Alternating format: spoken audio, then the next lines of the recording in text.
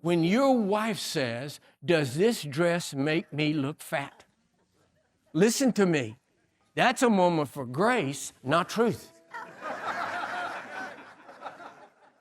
Does this dress make me look fat? You don't want to say, "Well, I don't think it's the dress, baby." No, that is not going to work for you. She says, "Does this dress make me look fat?" You say, "Baby, anything you wear, you make it look good." In fact, no matter what you wear or don't wear, you still turn me on.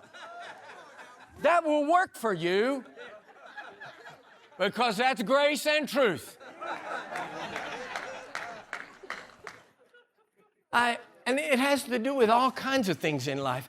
When I was the president at ORU, where Trey was, I came around the corner of a building one time. There was a boy standing there, a young student standing there, had an armload of books, and we kind of nearly collided, and I said, "Oh, hey, you handsome, how you doing?" And he dropped them all. I said, "Well, son, did I scare you?" And he said, "Yeah, kind of." He said, "I'm 22, and nobody has ever called me handsome." Yes, exactly. I wanted to say, where is your grandmother? It's your job. All your grandchildren should be the smartest, handsomest, most wonderful, most perfect children. I told my son, our son Travis pastors a great church. I told him, I said, "Oh, your son's, our oldest grandson is Mark." I said, "Travis, I feel like that perfection is a recessive gene. It skips a generation." And he said, "That's the strangest thing, Daddy. That's just what Papa told me."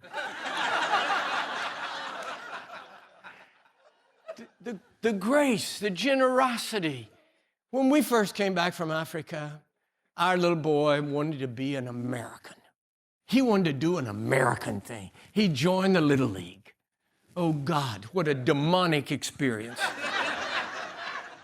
I don't mean the little boys. The little boys, they're so cute. The little boys that wonder. I'm talking about the dads. Some big old fat slob sitting up in the stands yelling at his little boy in public. "Keep your eye on the ball, stupid." I just wanted to climb up there and say, "Keep your eye on this, sport." We got in the car after one game. Travis was so downcast. I said, "Oh, you made me so proud today, Travis." He said, "I struck out 4 times. I said, "Yeah, but you were the best." I said, "Everybody struck out. Little League's not about getting a hit. It's a race between first base and the backstop. Everybody strikes out, and the catcher can't catch the ball." I said, "You struck out the best."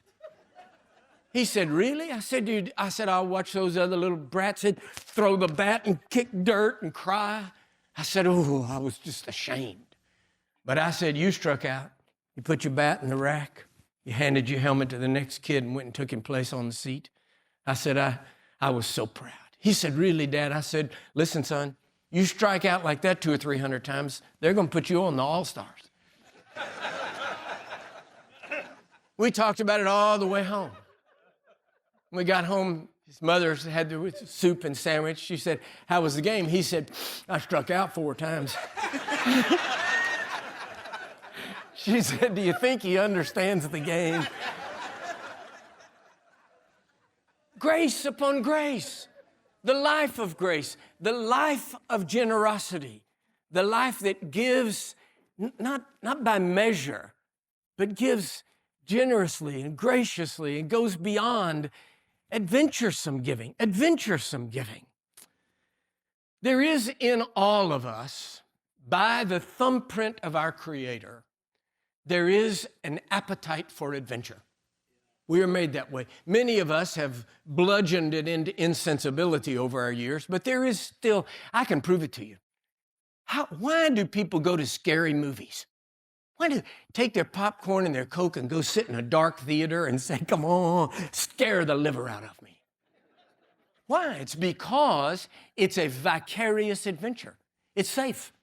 They get the thrill of the adventure, but no, there's no real risk. The monster's not going to really come off the screen and eat them. They like that. Here's another one, bungee jumping. Now, let me ask you, anybody here ever actually, I'm not talking about seen it on TV, has anybody here ever actually done bungee jumping? Will you raise your hand? 1, 2, 3, 4, 5, 6, 7, 8, 9. Let me say something. My mama didn't raise no fool. So, climb up on a tall tower, let a stranger tie a rope around your ankles, and pay him to throw you off. What's up with that? I can tell you what it is. It is the adventure of watching that ground rush up at you and feeling the surge of adrenaline and praying to God Almighty that they measured that rope right.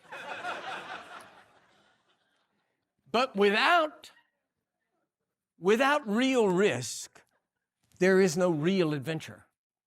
If the risk is artificial, then the adventure is just the jungle ride at Disney World.